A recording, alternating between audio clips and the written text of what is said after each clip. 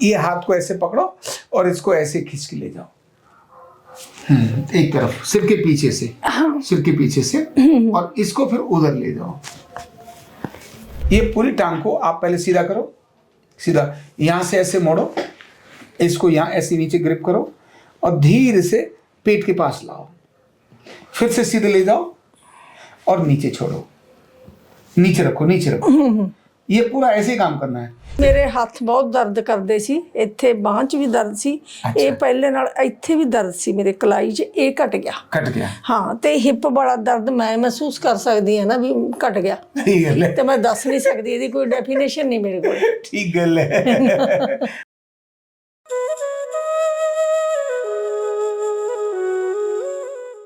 Card number 22724, नाम है जसमेल कौर। मैं हमेशा एक बात को कहता हूं कि आधे शरीर का दर्द इसकी कोई डायग्नोसिस में नहीं होता, किसी मेडिकल रिपोर्ट में भी नहीं आता, और जब मेडिकल रिपोर्ट में ही नहीं आया, टेस्ट ही नहीं हो पाया, तो समझे कैसे कि आखिर इसका इलाज कैसे किया जाए। तो एक समय तक पेन किलर खाते खाते व्यक्ति बहुत दुखी हो जाता है, और बहुत बार जब डॉक्टर को वो समझ नहीं आ रहा होता तो वो कहता है ये साइकोलॉजिकल प्रॉब्लम है, ये तुम्हारे स्ट्रेस के कारण से आया है, और फिर बहुत बार लोगों को वो साइकेट्रिस्ट वाली मेडिसिन भी खानी पड़ जाती है। ये आधे शरीर का दर्द आरोग्य पीठ में आकर ठीक हो जाता है, क्योंकि हम तो काम ही इसी पर करते हैं। हम अर्धनारीश्वर चिकित्सा की बात करते हैं, तो ये अर्धनारीश्वर अगर किसी को जानना है तो आधे शरीर के रोगी से इसको दर्द जानिए। और ये वाला दर्द कोई घर का भी नहीं समझ पाता। क्यों? घुटना तो ठीक है, बाजू भी उठती है, कंधा भी उठता है, घुटना पैर भी चलता है, लेकिन आधा शरीर हमेशा दर्द में रहता है, तो उनकी बात समझना बहुत मुश्किल होती है। अब खासकर ऐसा पढ़ा लिखा व्यक्ति हो, जिसने बहुत हाईली एजुकेटेड हो, उसकी बात को लोग नकारेंगे तो नहीं, लेकिन कहीं ना कहीं मन में समझ तो जरूर, वो भी समझ लेते हैं यार अब पढ़ी लिखी बहुत ज्यादा हो गए तो कहीं ना कहीं कुछ गड़बड़ है, ऐसा। लेकिन सच में ऐसा नहीं होता, आरोग्य पीठ में ऐसे लोग आके ठीक होते हैं। तो मैं इनकी बात भी सुनाऊंगा और बाद में इन्हें एक एक्सरसाइज बताऊंगा जो आपको भी देखने की आवश्यकता है। जी जसमेल कौर जी, अपनी घटना ही बताइए, आपको क्या क्या होता था उस समय, क्या क्या दिक्कत होती थी? मेरे कई साल पुराना जी दर्द था। अच्छा, कई साल पुराना दर्द था? हाँ, 4-5 साल पुराना दर्द। अच्छा, ये पूरा मैंने वजन उठाया, कभी वजन उठाया? हाँ, उससे ਉਹਦੇ ਨਾਲ ਹੀ ਸਾਰੇ ਪਾਸੇ में खचाव पैदा हो गया। ओके, ਤੁਸੀਂ ਪੰਜਾਬੀ ਨਾਲ ਗੱਲ ਕਰੋ, ਪੰਜਾਬੀ में ਗੱਲ करो। ਤੇ ਇਸ ਕਰਕੇ मेरे दर्द रहने लग गया। पहले मैं स्टार्टिंग में एलोपैथी ली, उसके बाद थोड़ी देर बाद फिर मैंने कोई फिजियोथेरेपी भी कराई, फिर मैं होम्योपैथी भी दवाई काफ़ी देर ली, लेकिन ज़्यादा तो बढ़िया नहीं पर ठीक भी नहीं हुआ। ठीक भी नहीं हुआ। ਤਾਂ ਮੈਂ ਵਿਚਾਰੀ ਦੀ ਤੁਹਾਡੀ ਵੀਡੀਓ ਦੇਖੀ, ਮੈਨੂੰ ਲੱਗਦਾ ਸੀ ਵੀ ਇਹ ਦਵਾਈ ਨਾਲ ਠੀਕ ਹੋਣ ਵਾਲਾ ਨਹੀਂ, ਇਹ ਨਿਊਰੋ ਦਾ ਕੇਸ ਹੈ, क्योंकि मैं रिसर्च भी किया कुछ नेट पे। अच्छा। तो देखा भी ये आर्थो प्लस न्यूरो दो मिक्स है, जो मिक्स है तो जो मिक्स ट्रीटमेंट करता है उससे ही ठीक हो सकता है। इस करके इसीलिए मैं ਇੱਥੇ ਆਈ ਤਾਂ ਫਿਰ ਮੈਨੂੰ ਪਤਾ ਲੱਗਿਆ ਕਿ ਮੈਨੂੰ ਥੈਰੇਪੀ ਜ਼ਿਆਦਾ ਤਾਂ ਲੈਣੀ ਚਾਹੀਦੀ ਸੀ, ਪਰ ਨਾ ਥੋੜੀ ਮਜਬੂਰੀ ਸੀ, ਕੁਛ ਸਰੀਰ ਨਹੀਂ ਝੱਲਦਾ ਸੀ, ਇਸ ਕਰਕੇ ਮੈਂ 2 ਥੈਰੇਪੀਆਂ ਦਿਨ ਚ ਲਈਆਂ। 7 ਦਿਨ ਲਈ। 7 ਦਿਨ ਲੈਣ ਨਾਲ ਪਹਿਲਾਂ ਮੇਰੇ ਦਰਦ ਵਧਿਆ। ਅੱਛਾ। ਉਸ ਤੋਂ ਬਾਅਦ ਥੋੜਾ 2-4 ਦਿਨ ਬਾਅਦ ਫਿਰ ਮੇਰੇ ਘੱਟ ਹੋਣਾ ਸ਼ੁਰੂ ਹੋ ਗਿਆ, ਤਾਂ ਫਿਰ ਮੇਰੇ ਮੋਢੇ ਦਾ ਦਰਦ ਤੇ ਜੋ ਹਿੱਪ ਵਾਲਾ ਸੀ ਇਹ ਕਾਫੀ 20-25% ਘਟ ਗਿਆ। अच्छा अच्छा, कैसे मान लेंगे इसको कि 20-25% घटिया है? ਤੁਹਾਡਾ ਕੈਲਕੂਲੇਸ਼ਨ? ਮੇਰਾ ਕੈਲਕੂਲੇਸ਼ਨ ਇਹ ਹੈ ਵੀ ਮੇਰੇ ਹੱਥ ਬਹੁਤ ਦਰਦ ਕਰਦੇ ਸੀ, ਇੱਥੇ ਬਾਂਹ 'ਚ ਵੀ ਦਰਦ ਸੀ, ਇਹ ਪਹਿਲੇ ਨਾਲ ਇੱਥੇ ਵੀ ਦਰਦ ਸੀ ਮੇਰੇ ਕਲਾਈ 'ਚ, ਇਹ ਘਟ ਗਿਆ। ਹਾਂ, ਤੇ ਹਿੱਪ ਵਾਲਾ ਦਰਦ ਮੈਂ ਮਹਿਸੂਸ ਕਰ ਸਕਦੀ ਹਾਂ ਨਾ ਵੀ ਘਟ ਗਿਆ। ਠੀਕ ਗੱਲ ਹੈ, ਤੇ ਮੈਂ ਦੱਸ ਨਹੀਂ ਸਕਦੀ, ਇਹਦੀ ਕੋਈ ਡੈਫੀਨੇਸ਼ਨ ਨਹੀਂ ਮੇਰੇ ਕੋਲ। ਠੀਕ ਗੱਲ ਹੈ। ਉਹ ਦਰਦ ਤੋਂ ਜਿਹੜੇ ਪੈਰਾਮੀਟਰ ਨੇ ਉਹ ਬੰਦਾ ਦੱਸ ਹੀ ਸਕਦਾ। ਹਾਂ, ਉਹ ਆਪ ਹੀ ਦੱਸ ਸਕਦਾ ਨਾ ਜੋ ਮਹਿਸੂਸ ਕਰਦਾ ਹੈ। ਨਾ ਮੈਂ ਝੂਠ ਨਹੀਂ ਮਾਰਦੀ ਇਸ ਦੇ ਵਿੱਚ, ਕਿਉਂਕਿ ਮੈਂ ਇੰਨੀ ਦੂਰ ਤੋਂ ਆਈ ਸੀ ਤਾਂ ਫਿਰ ਮੈਂ ਬੜੀ ਮੁਸ਼ਕਲ ਨਾਲ ਆਈ ਤੇ ਮੁਸ਼ਕਲ ਨਾਲ ਹੀ ਰਹਿ ਰਹੀ ਹਾਂ। 1.5 ਘੰਟੇ ਦਾ ਸਫ਼ਰ ਕਰਕੇ ਮਤਲਬ ਮੈਟਰੋ 'ਚ ਇੱਥੇ ਪਹੁੰਚਦੀ ਹਾਂ ਤਾਂ ਮੈਂ ਠੀਕ ਹੋਣ ਵਾਸਤੇ ਹੀ ਆਈ ਸੀ। ਸਹੀ ਗੱਲ ਹੈ ਨਾ, ਠੀਕ ਹੋਣੇ ਚਾਹੁੰਦੀ। अब ਹੁਣ ਤੁਹਾਨੂੰ ਮੈਂ ਕੁਝ ਐਕਸਰਸਾਈਜ਼ ਦੱਸਦਾ ਹੈ ਨਾ, ਮਾੜੇ ਜਿਹੇ ਉੱਥੇ ਹੋ ਜਾਓ, बैठ जाओ, इधर बैठ जाओ। एक तो तुसी क्योंकि ना थोड़े चोट लगी है ना, 60 वजी सी नहीं जी नहीं, मैं वजन उठाया बाल्टी पानी दी। अच्छा, पानी की बाल्टी उठाई थी, बाल्टी। उसके बाद से ये तकलीफ आना शुरू हो गई। तो पहले आप ये मोढे की एक्सरसाइज है ना, ये वाली एक्सरसाइज एक करो, तुसी करो, ये गर्दन सीधी रहनी चाहिए, ये इदा ये इस तरह से मोढे की एक्सरसाइज पूरी करो, ठीक है। हाँ। एक नंबर 2, ये हाथ को ऐसे पकड़ो और इसको ऐसे खींच के ले जाओ, एक तरफ सिर के पीछे से, सिर के पीछे से, और इसको फिर उधर ले जाओ। वेरी गुड, पूरा आधे कम सिर के पीछे से, और फिर इसको इधर लेके आओ, ठीक है। ये वाली ऐसे की जी, ऐसे कर। फिर ये गर्दन के पीछे हाथ लाओ और कोहनी आगे लेकर आओ, जितना ला सकते हो। ये बिल्कुल गर्दन पर नीचे लो, सिर पर नहीं, गर्दन पे। हाँ, थोड़ी की ऊपर कर लो, हाँ, हाथ नीचे, ठीक है ना। करो मैक्सिमम, बस ढीला छोड़ो और फिर करो, ठीक है ना। बस ढीला छोड़ दो, बस ढीला छोड़ दो। ये हो गया जी। अब इसके बाद ये जो टांग है, ये वाली सज्जे वाली, ये पूरी टांग को आप पहले सीधा करो, सीधा यहां से ऐसे मोड़ो, इसको यहां ऐसे नीचे ग्रिप करो और धीरे से पेट के पास लाओ, फिर से सीधे ले जाओ और नीचे छोड़ो, नीचे रखो, नीचे रखो।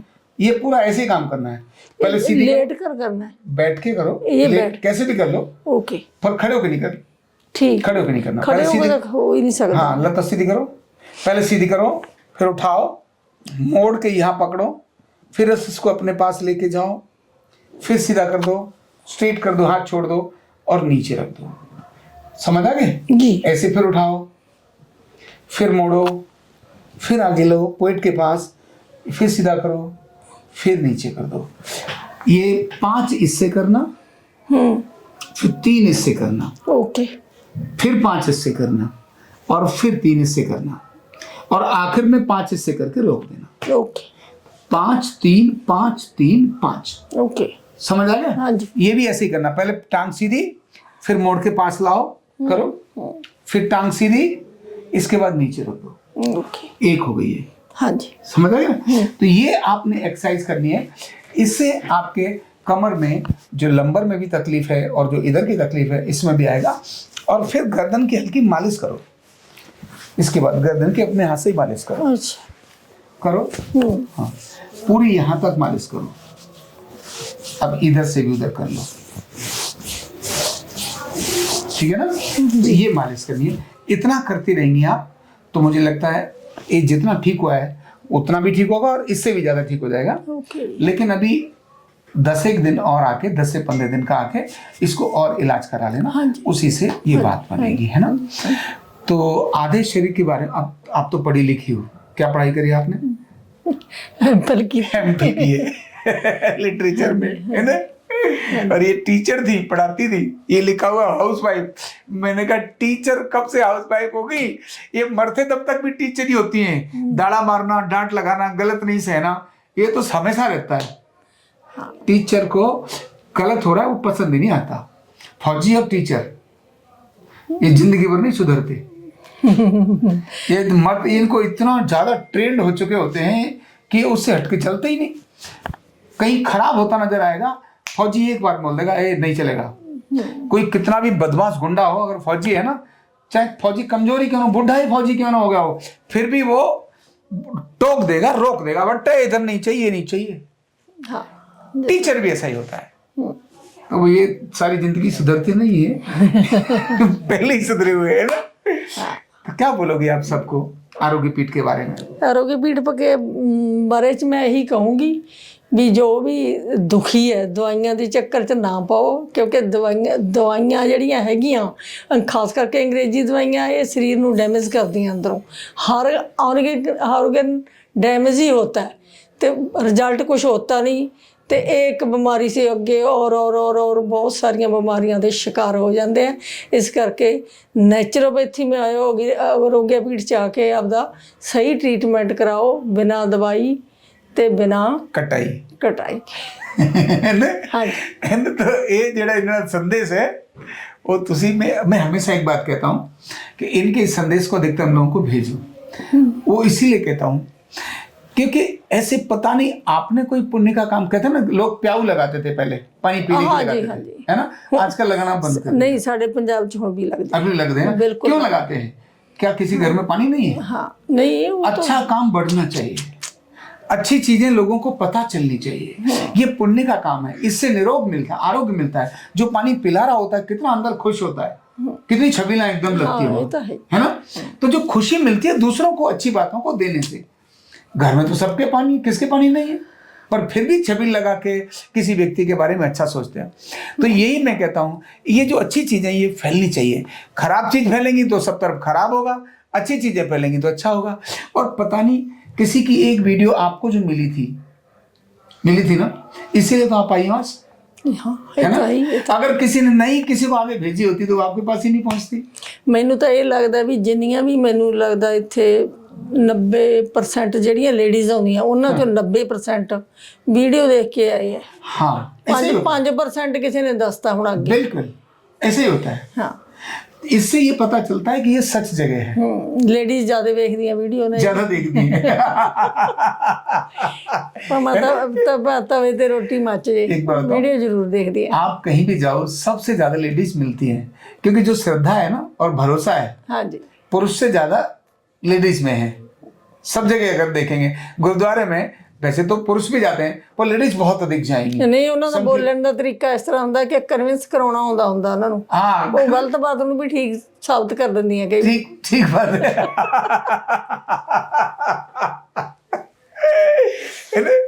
तो इसीलिए हे देवता और देवियों आगे भेज रहे हैं संदेश, है ना।